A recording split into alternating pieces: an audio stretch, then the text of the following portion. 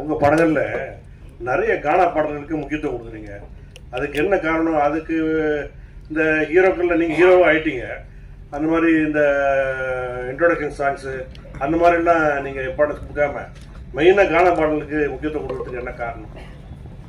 தம்பி டைரக்டரும் அதுக்கு ஒரு முக்கிய காரணம். இவர் வந்து ராயபுரம், ஆனா சொந்த ஊர் திருநெல்வேலி.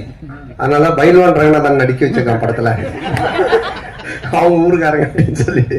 ஸோ அது மாதிரி அவங்க ராயபுரம். ஸோ இதுக்கு முன்னாடி நான் பண்ண கானா படம் பார்த்தீங்கன்னா ஜான்சன், அவன் வந்துட்டு வியாசார்பாடி. ஸோ இவங்க எல்லாருமே இன்புட்ஸ் கொடுக்கறதா, என்னோட இன்புட்ஸும் கிடையாது. ஸோ அவங்க என்ன சொல்றாங்களோ அதை நம்ம கேட்டு பண்றது தானே.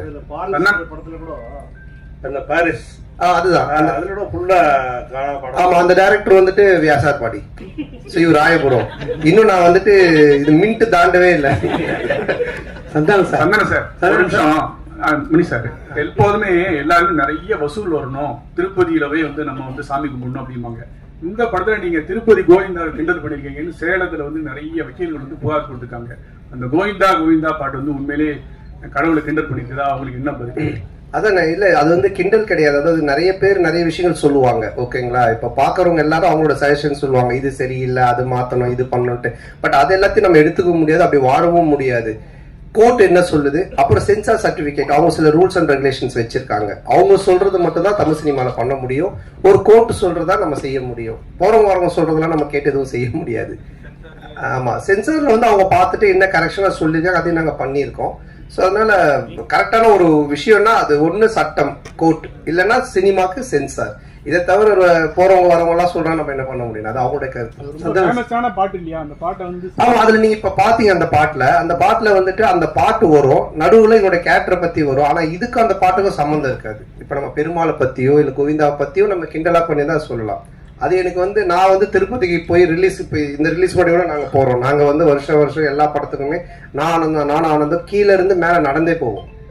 இப்போ இந்த தடவையும் போகிறோம். நான் பெருமாளுடைய பக்தர், எனக்கு பெருமாள் ரிலீஸ் பண்ணி நான் போய் வேண்டிப்பேன். அவருடைய பாட்டு ஃபர்ஸ்ட் வரணுன்றது என்னுடைய ஒரு ஆசையாக இருந்துச்சு. அதை தான் நம்ம வச்சிருக்கோமே தவிர. ரெண்டாவது உங்களுக்கு தெரியும், நான் வந்துட்டு கடவுள் நம்பிக்கை உடையவன். இன்னைக்கு டிஷர்ட் கரு போட்டுக்கிறனால கேட்குறீங்களா? ஸோ அதனால் நான் வந்து கடவுளை கிண்டல் பண்ணியோ கடவுள் இது பண்ணலாம் இது பண்ணவே மாட்டேன். அது உங்க எல்லாருக்குமே தெரிஞ்ச விஷயம். அதனால அது வந்து என்னுடைய மன திருப்திக்காக வச்சுது, அதுவும் சரியான முறையில் இருக்கு. சந்தானம் சார், நீங்க தமிழ் படைப்பாளி, பாட்டாளி, நல்ல தமிழ் பேர் வச்சிருக்கலாமே. இதுக்கான ஆக்சுவலா வந்துட்டு இது தில்லுக்கு துட்டு 1ல இருந்து ஆரம்பிச்ச சீக்வல். இது தில்லுக்கு துட்டு 1, தில்லுக்கு துட்டு 2, அதுக்கப்புறம் டிடி ரிட்டர்ன்ஸ். ஸோ இப்படி எல்லாமே அதுல வந்ததுனால அதனுடைய சாயல் இருந்தால் ஈஸியா ஆடியன்ஸ் கொஞ்சம் ரீச் ஆகும் அப்படி